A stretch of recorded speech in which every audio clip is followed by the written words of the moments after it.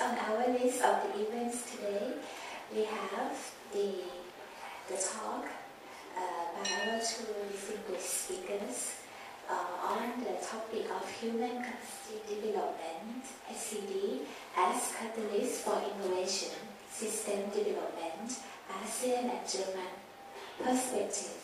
So first of all, may I invite Dr.Pichet Durongkaveroj, the Secretary General of STI, to give the introductory speech.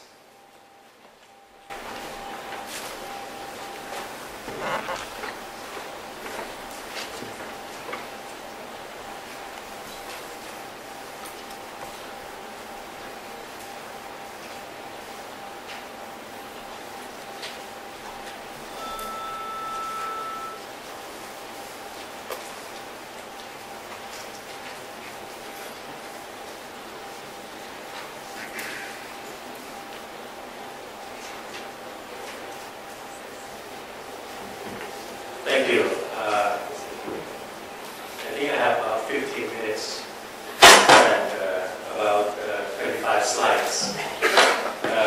So I'll be very quick.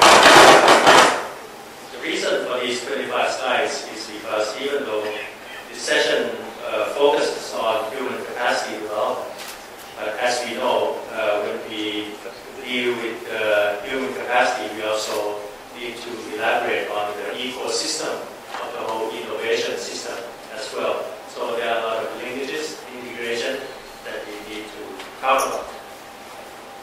In any case, this is what Dr. Lim has already presented to us, but we should also observe that we as a region have 600 million strong to deal with.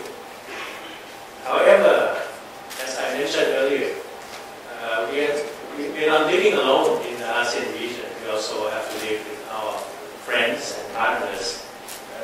Nearby to us are the ASEAN 3, namely China, Japan, and Korea. And that contributes to totally with ASEAN about 30% of the world population. We extend that further to ASEAN 6. The additional 3 combined is India, Australia, and New Zealand. So that would be half of the world.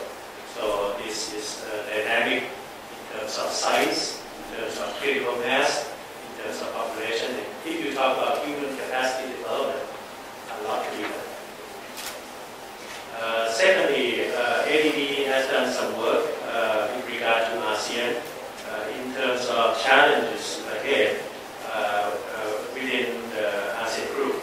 And they have identified in the process challenges identified by primary and secondary challenges.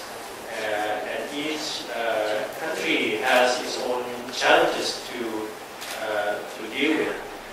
For example, in Thailand, we have to do a lot more work with the human capital issue, the narrowing of development gaps in quality issue, and improvement of productivity in the private sector, for example. So with all this information, I think you may be able to find commons for all countries. And I'm sure, I haven't browsed through all the details in each and every cell, but I'm sure human capital would be one of the commons that all 10 countries have to deal with. Dr. Lim has also shown us this picture. I just want to highlight to you to please notice the red band in particular. These are the 8 areas or 8 sectors that all 10 countries have agreed to work together, deploying science, technology, and innovation to help strengthen, let me name each of them. The ASEAN Innovation for Global Market. How ASEAN 10 can help each other in order to pool those that are niche products, niche technologies that ASEAN can contribute in terms of providing goods and services to the world. Secondly, on the digital economy, the new media and social network, as we all know, and I'm sure that ASEAN youth is no different from German youth. They are very into this kind of technology, and we think that through the digital economy and human development, information and communications technology, we'll be able to see a lot of innovations in this area. We also discussed about green technology a great deal, and in particular for the case of Thailand, our flagship or our vision is green innovation even. So for ASEAN as a whole, green technology will become a very important in many respects. Partly because we are, as a region, a more resource-based economy. We still have a lot of agriculture-based economy, biodiversity economy. So green technology would be very appropriate indeed, especially in this area of climate change and climate change technologies. Food security, of course, ASEAN region has been and will be, some people would say kitchen of the world, some people would say farm products that will be produced in this region. So not only the security issue, we also discuss about food safety as well. Energy security is also very important. Thailand, for example, is almost a net importer of energy, especially fossil fuels. In the near future, we will have to do more in terms of self-reliance on energy security, in particular energy efficiency and renewable energy, for which Germany has been very strong. So this is probably another area that we can discuss. Water resource management. Many countries in this region have been affected by the flood. Thailand very heavily end of last year. At this time, in some parts of the country, we are encountering the reverse, the drought. Okay. So climate change is real, and we have to have a very good water resource system. Just yesterday, the government has just announced open bidding of the water resource management for those parties who are interested. Biodiversity, I have discussed, very biodiversity rich in this region. We would like to see the biodiversity in this region beneficial for health as well. And lastly, we think that to empower the people of the ASEAN region through science, technology, and innovation is very important. The science awareness, the science literacy, as well as competency in science and technology. So I'll just leave you to explore more details in other bands of these slides. Now, we also recognize the fact that over the years we have been discussing a lot about the role of science and technology. And a lot of time, the focus has been only on research and development. In our case, we think that it's a lot more than that. It has to deal with also technology transfer, as you have mentioned, the commercialization of the laboratory products, the human resource development, as well as the infrastructure that will support the innovation and other enabling environment, some soft, some hard infrastructure. I'll get into a little bit of details later on.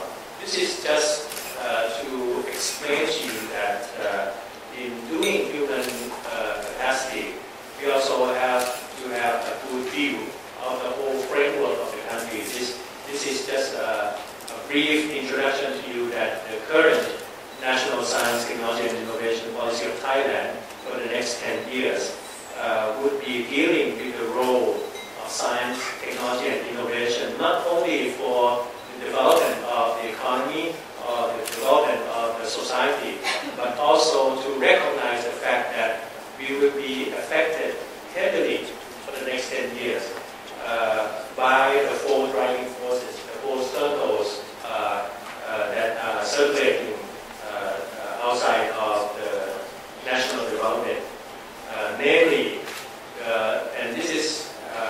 stress this is in particular for the case of Thailand. It does not necessarily have to apply to other countries. The demographic change, Thailand is entering slowly but more apparently toward the aging society. We'll be having more senior citizens. For the next 10 years, our senior citizens would amount to about 20% of the Thai population. So we have to do something about it.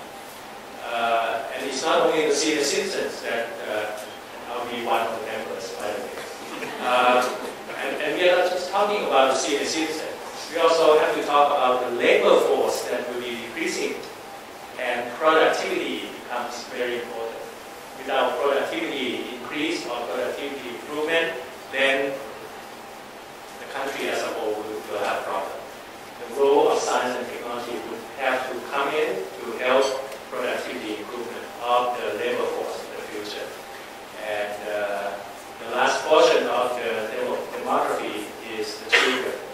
The children will be less and less because of the new family structure. So the question is how to get our children of the future to be very competitive, to be very strong, and to be very innovative. So that's very important. The rest are also what we consider very important, and that is how to deal with the energy issue, similar to the ASEAN region, how to deal with climate change, how to deal with the green innovation, and how to deal with ASEAN itself. As ASEAN alone and as ASEAN partners. This is just an example in the Thai case. In dealing with that kind of framework, we also have to look upon some strategic move. Okay? For the part of Thailand, as Dr. Lim has highlighted in those figures of competitiveness, we have to do a lot more in terms of investing in research and development. At the moment, we have been underinvesting to the point of only about 0.2 or 0.25% of GDP. We have advised the government, the current government, that we will need to increase that figure 3 to 4 folds in the next 5 years. So our target is 1% of GDP by the end of our 11th National Development Plan, which is 5 years from now. And hopefully 2% 10 years from now. Okay? We will not be satisfied with a figure less than this.